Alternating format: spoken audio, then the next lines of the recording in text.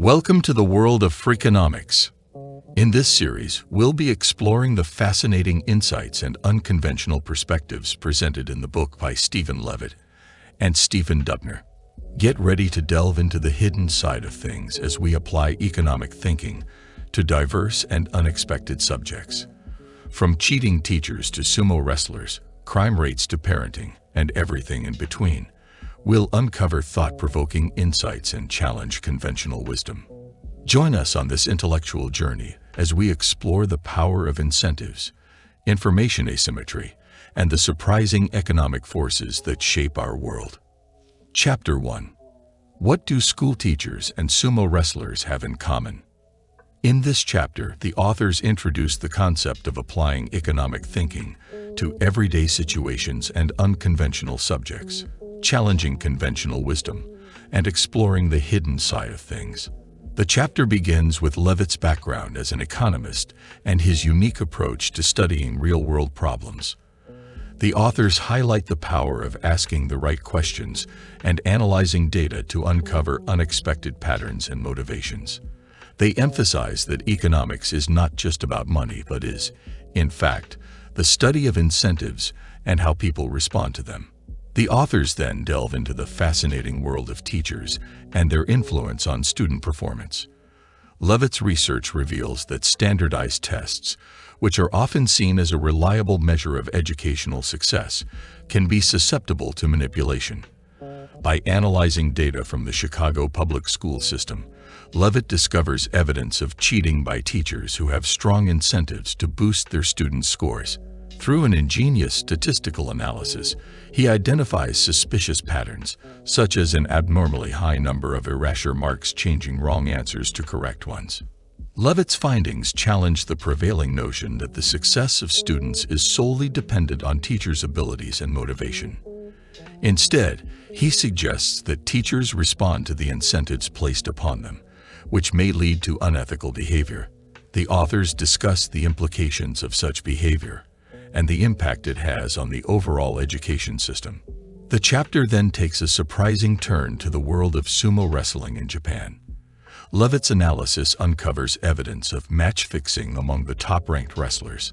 By studying the statistical patterns of wins and losses, he reveals that wrestlers with nothing to gain from winning have a suspiciously high number of victories against those who stand to benefit. This suggests collusion between wrestlers, which challenges the notion of sumo as an honorable sport. Through these two seemingly unrelated examples, Levitt and Dubner emphasize the power of economic thinking in illuminating hidden truths and understanding human behavior. They stress the importance of thinking beyond the surface level and questioning common assumptions. Chapter 1 introduces readers to the unconventional approach of economic thinking employed by Levitt. Through the exploration of cheating teachers and colluding sumo wrestlers, the authors challenge conventional wisdom and demonstrate the value of data analysis in uncovering hidden incentives and motivations. This chapter sets the stage for the rest of the book, inviting readers to think critically and apply economic principles to a wide range of intriguing subjects. Chapter 2. How does the Ku Klux Klan like a group of real estate agents? In this chapter, the authors explore the concept of information asymmetry and its impact on various societal aspects, using the examples of the Ku Klux Klan and real estate agents. The chapter begins with Levitt and Dubner discussing the power of information and how it can create imbalances between different parties involved in a transaction. They introduce the concept of information asymmetry, where one party possesses more knowledge or information than the other, giving them an advantage in decision-making. The authors then delve into the history and operations of the Ku Klux Klan, KKK, and explain how the organization maintained power and control through the use of information asymmetry. They highlight how the KKK's secrecy and anonymity allowed its members to act with impunity, as fear of retaliation kept potential informants from sharing vital information with the authorities. By exploring the economic incentives behind the KKK's activities, Levitt and Dubner provide a unique perspective on the organization's rise and fall. Next, the authors shift their focus to the real estate market and examine the role of information asymmetry in shaping the behavior of real estate agents. They highlight the often misaligned incentives of agents who are primarily motivated by making a sale and earning a commission. Levitt's analysis reveals that real estate agents, on average, tend to keep their personal homes on the market longer and sell them for higher prices compared to the homes they sell for their clients. This finding suggests that agents prioritize their own interests over those of their clients, resulting in information asymmetry that can negatively impact buyers and sellers. Levitt and Dubner discuss the implications of this information asymmetry in the real estate market and propose potential solutions to mitigate its effects. They argue that providing more transparency and access to information can help level the playing field for buyers and sellers, enabling them to make more informed decisions. Overall, Chapter 2 delves into the concept of information asymmetry and its influence on different aspects of society. By examining the operations of the Ku Klux Klan and the behavior of real estate agents, the authors shed light on the power dynamics created by imbalances in information. Through these examples, Levitt and Dubner encourage readers to consider the role of information in shaping human behavior and the potential consequences of information asymmetry in various domains. Chapter 3: Why do drug dealers still live with their moms? In this chapter, the authors explore the economics of the drug trade and challenge common perceptions about the lifestyle and profitability of drug dealers. The chapter begins by examining the conventional image of drug dealers as wealthy and powerful individuals living lavish lifestyles. Levitt and Dubner argue that this perception is largely a myth perpetuated by media and popular culture. Drawing on Levitt's research, the authors present a different perspective on the economics of drug dealing. Levitt's analysis reveals that the vast majority of drug dealers earn very little money, often earning less than minimum wage. The authors explain that the drug market operates similarly to a pyramid scheme, where only a small number of individuals at the top profit significantly while the majority struggle to make ends meet. The risk and violence associated with the drug trade, along with the high incarceration rates, contribute to the low earnings of most drug dealers. The authors introduce the concept of opportunity cost, which refers to the value of the best alternative foregone when making a choice.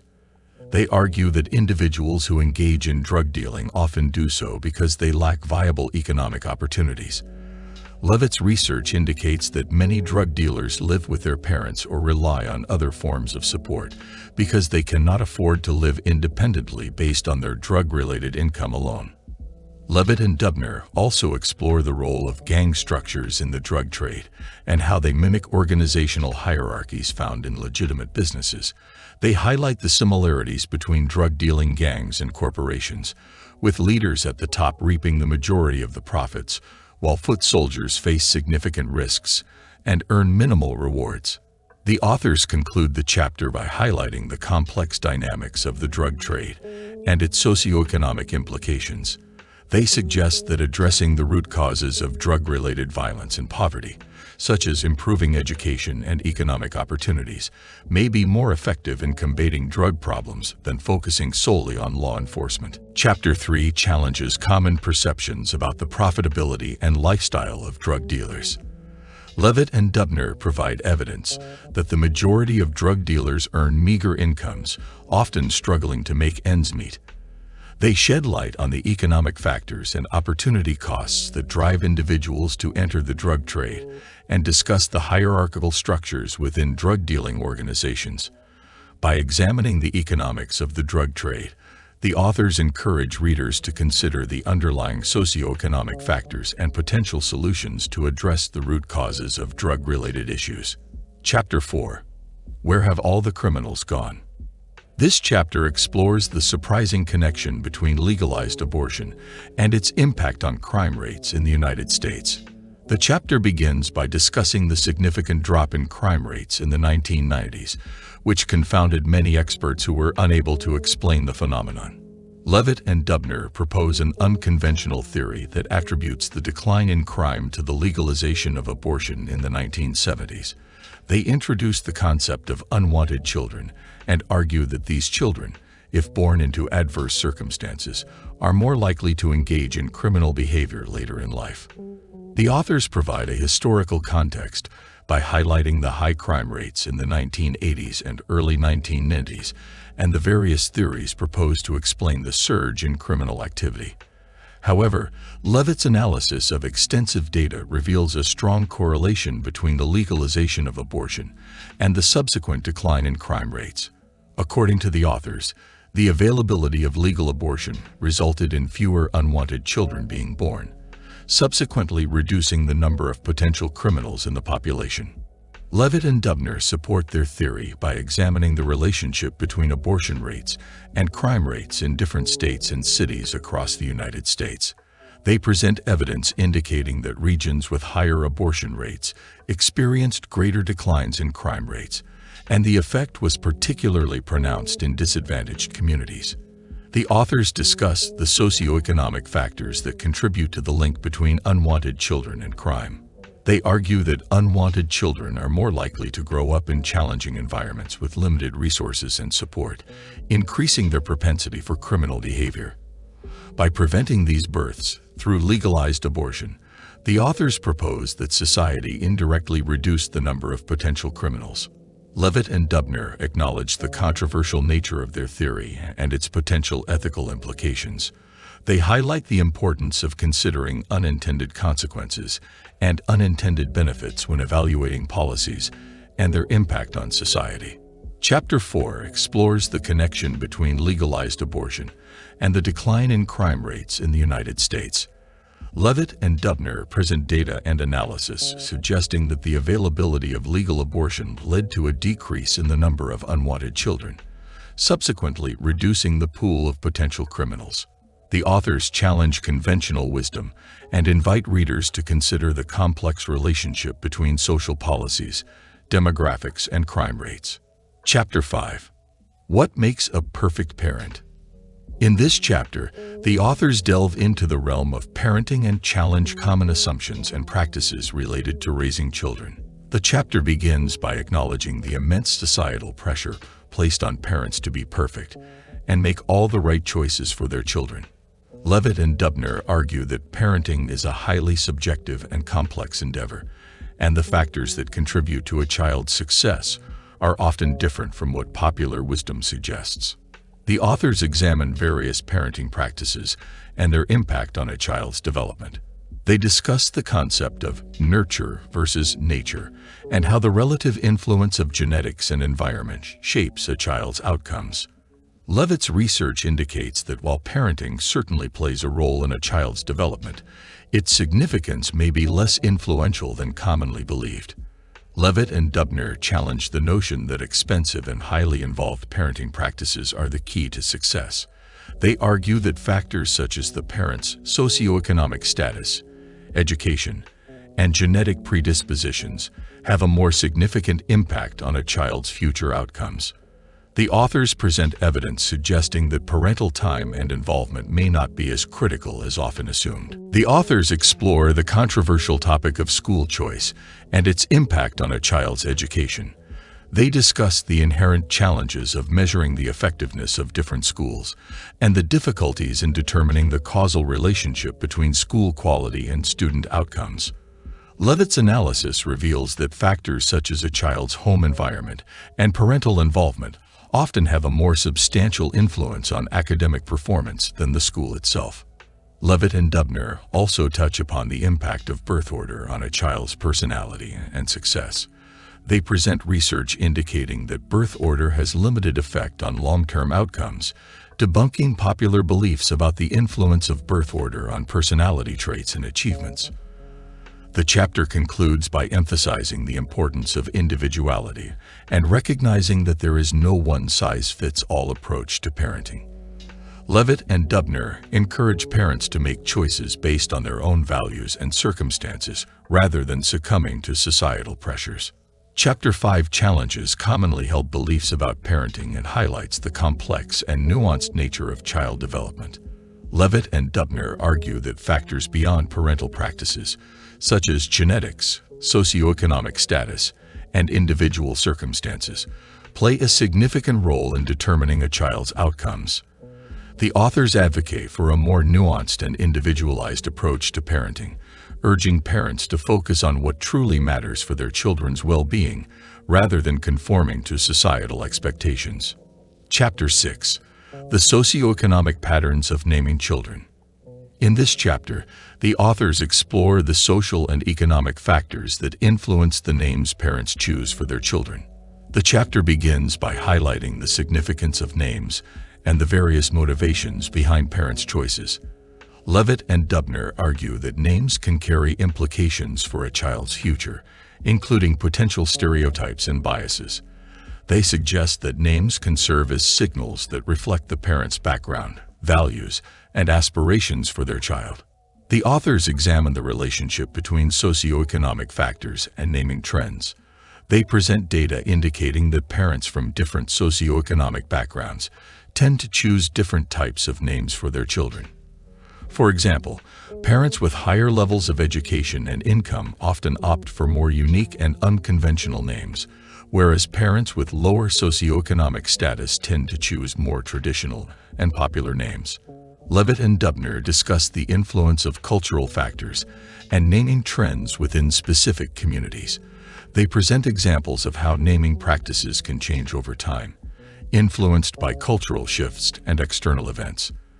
The authors also highlight the impact of race and ethnicity on naming choices, noting that certain names are more prevalent within specific racial or ethnic groups.